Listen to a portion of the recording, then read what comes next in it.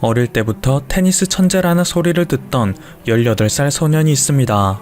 그는 누구보다도 빠르게 프로에 입문하였고 주위에서 날고 긴다던 선수들을 꺾어가며 세계 정상을 향해 빠르게 비상하고 있었죠. 그런데 세계 랭킹 50위 안에 들어가기 직전 그는 발목 피로 골절이라는 테니스 선수에게 치명적인 부상을 입게 됩니다. 이 때문에 그는 한 시즌을 통째로 출전 포기하는 시즌 아웃을 선언할 정도였는데요. 이러한 그를 보고 주위에서는 모두 다음과 같은 말을 하였습니다. 날개가 꺾였다. 테니스 신동 화려한 조명을 받으며 입장했으나 정작 50위의 문턱도 못 넘고 무너지다. 대부분의 테니스 유망주들이 그러하였듯이 탄력을 받을 때 수많은 실전 경험을 쌓으며 성장을 해야 하는데 이 소년은 가장 중요한 시기에 가장 치명적인 부상을 입었으니 이후 코트에 복귀하더라도 이미 기량은 훨씬 떨어질 것이라는 게 대부분의 의견이었습니다. 게다가 이 부상을 회복하는 것과 떨어진 기량을 끌어올리는 데에는 적지 않은 돈이 들 텐데 이미 날개가 꺾여버린 소년을 위해 선뜻 돈을 내어줄 기업은 어디에도 존재하지 않았는데요. 이렇게 아직 꿈을 제대로 펼쳐보지도 못한 소년은 이제 자신의 테니스 인생은 끝났다며 좌절하게 됐습니다. 그런데 이때 이 소년에게 손을 내밀어준 단 하나의 기업이 있었습니다. 이 기업의 글로벌 마케팅팀에서는 그의 과거 경기를 보더니 저 청년은 반드시 월드스타가 될 것이라는 확신을 했다 하죠. 이에 곧바로 주변의 만류에도 불구하고 일사천리로 이 소년과 메인 스폰서 계약을 체결해버렸습니다. 무려 10년짜리였죠. 이것은 상당히 도전적이고 무모한 일이었는데요. 만약 이 소년이 부상에서 회복을 하지 못하거나 또다시 부상을 당하여 이도 저도 아닌 선수로 전락해버릴지도 몰랐기 때문이죠. 일부 언론에서는 이 10년짜리 스폰서 계약이 역대급 먹튀가 될 것이라며 조롱하기도 했습니다. 하지만 약 20년의 세월이 지난 지금 이때의 딜은 테니스 역사상 최고의 베팅, 미래를 내다본 기업이 내렸던 신의 한 수라 평가받고 있습니다. 왜냐하면 이 18살 소년은 2020년 현재 클레이 코트의 황제라고 불리게 된 라파엘 나달이기 때문이죠. 라파엘 나달은 스페인 출신의 테니스 선수로서 현재는 역대 최고의 테니스 선수 중 한 명으로 꼽히고 있습니다. 남자 테니스계 빅3 시대를 연 주인공이자 테니스 역사상 단 2명뿐인 골든 슬래머이기 때문인데요. 그는 18살 때 자신을 믿어준 기업과의 메인 스폰서 계약이 체결된 후 단 1년 만에 프랑스 오픈 롤랑 가로스에서 1위를 거머쥐었습니다. 만 20세가 되기도 전에 이미 정상 위치에 오른 것인데 이후 13년 연속으로 우승 타이틀을 거머쥐며 프로 테니스의 역사를 매해 새로 쓰고 있다고 하니 그야말로 살아있는 전설이라 불려도 무방한 수준인 것입니다. 한 번은 그가 대회에서 우승 상품으로 메르세데스 벤츠를 받은 적도 있습니다. 그런데 그때 그가 했던 말은 당시 현장에 있던 사람들은 물론이고 벤츠 관계자들마저 놀라게 만들었었는데요.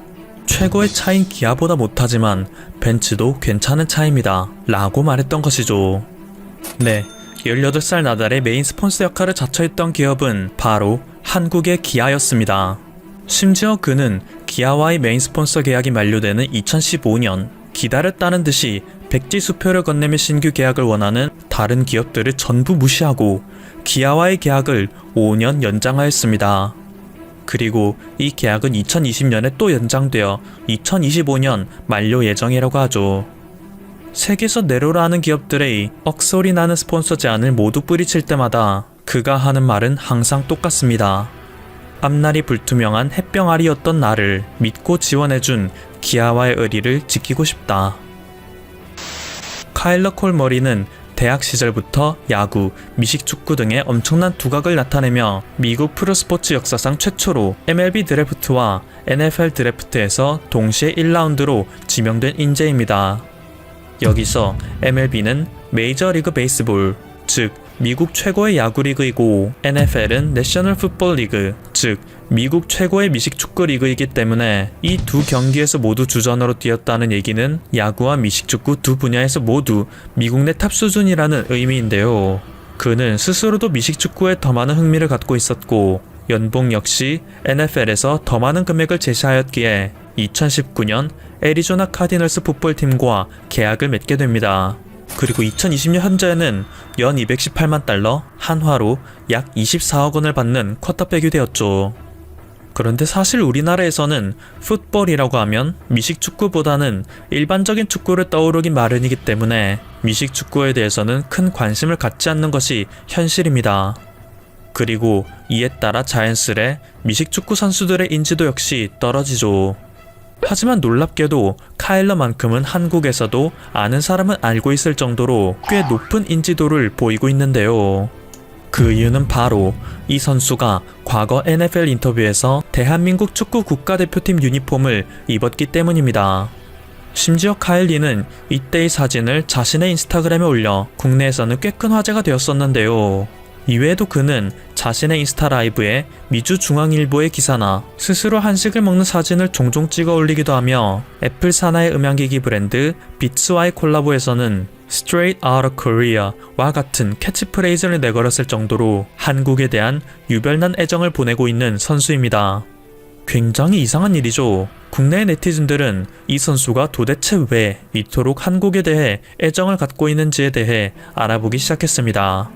한국의 음식을 특출나게 좋아하는 것인지 아니면 K-POP 등의 한국 문화에 빠져 있는지 알아보기 시작했죠. 그런데 이렇게 카일리에 대한 뒷조사를 한 결과 네티즌들이 알아낸 사실은 놀라웠습니다. 바로 그는 외할머니가 한국인인 3세대 한국계 미국인이었던 것이죠. 자신의 외할머니가 한국인이었기 때문에 그는 항상 자신의 뿌리가 한국에 있다는 것에 큰 자부심을 가져왔으며 어떤 활동을 하든지 한국이라는 국가는 자신의 정체성의 중요한 부분을 한다는 사실을 항상 강조해왔던 것입니다. 어찌 보면 대한민국이라는 나라가 그에게 직접적으로 해준 것은 하나도 없는데도 불구하고 그는 지구 반대편에서 자신이 한국인이라는 사실에 한없는 자부심을 가져주고 한국이라는 국가를 세계에 알리는데 이바지하고 있는 것인데요. 현재 한국에서 태어나 한국의 국적을 갖고 한국이라는 울타리 속에서 수많은 혜택을 받고 있는 우리에게 이러한 그의 모습은 본받을 점이 많다 할 수 있겠습니다. 한때 한국인 없는 한국팀이라고 돌아다닌 사진이 있습니다. 이것은 2016년 폴란드에서 열린 아이스하키 경기에서 푸른 눈을 가진 외국인 선수들이 태극기를 휘날리며 일본을 상대로 대승을 거뒀던 당시의 사진인데요. 이때 대체 무슨 일이 있었던 걸까요? 아이스하키는 빙상에서 스틱을 가지고 고무로 만든 원판인 퍽을 골대에 넣는 경기입니다. 땅에서 하는 필드하키를 빙판 위에서 하는 개념인데 주로 추운 지방인 북아메리카, 북유럽 일대에서 널리 행해지고 있으며 캐나다에서는 이것을 국가대표 스포츠라 여길 정도로 국민적인 사랑을 받는 스포츠입니다.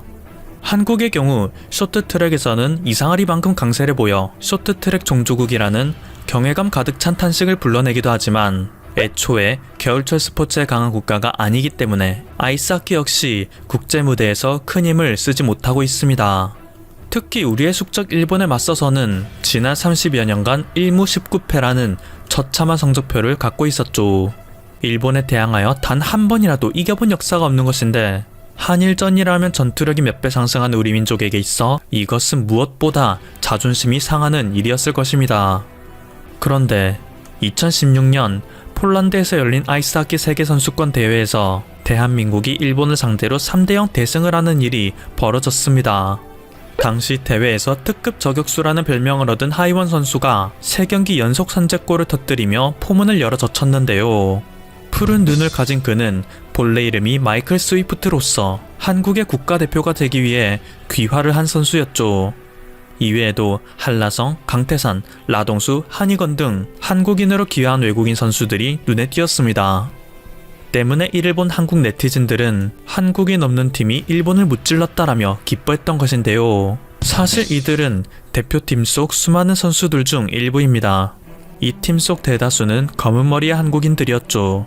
그저 우리의 눈에 익지 않은 선수들이 맹활약하여 이들 덕분에 한국이 승리한 것처럼 보일 수는 있지만 사실 그것보다 더욱 한국을 승리할 수 있었게 만들었던 요인은 국적과 인종을 불문하고 오직 승리만을 위해 단합했던 대표팀 선수들의 집념이라고 할 수 있습니다.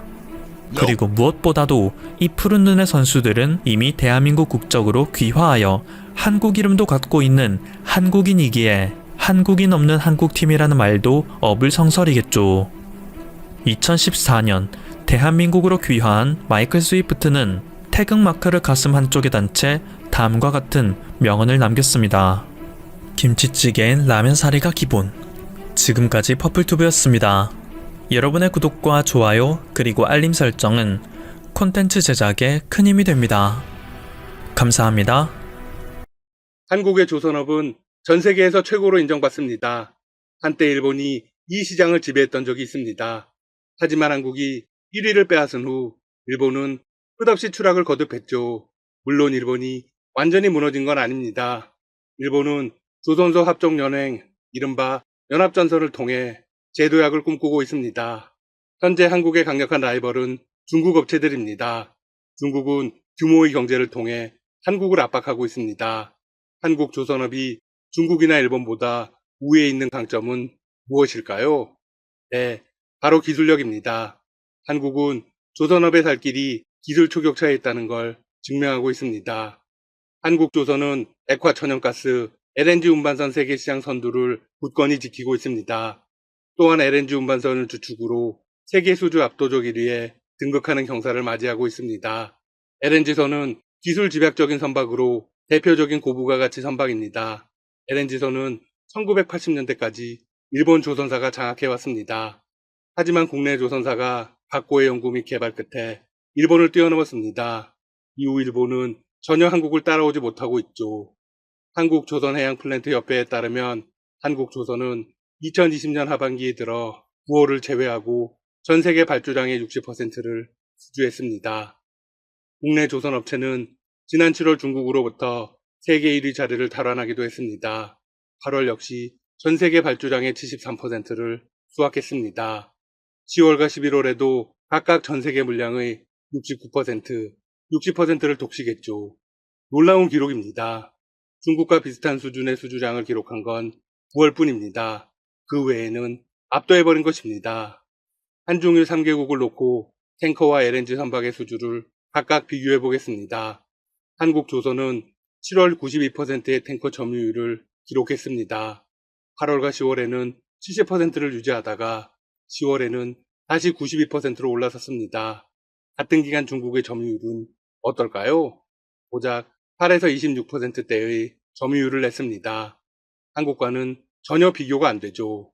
그러면 일본은 어떨까요? 전멸이었습니다. 탱커 수주가 전무하다가 8월 한 달 동안만 9%의 점유율을 기록했습니다. 일본의 조선업 회장이 일본 정부를 향해서 쓴소리를 쏟아내는 데는 이유가 있었네요. 현재 일본의 조선업은 연이은 인수합병에도 존폐의 위기에 놓여 있습니다. LNG 운반선도 독보적입니다. 지난해 7, 10, 11월에는 중국과 일본을 완전히 무너뜨리고 100%의 점유율을 보여주었습니다. 한국이 전 세계를 독점하고 있는 것입니다. 이 기간 중국과 일본의 LNG선 수주 점유율은 0입니다.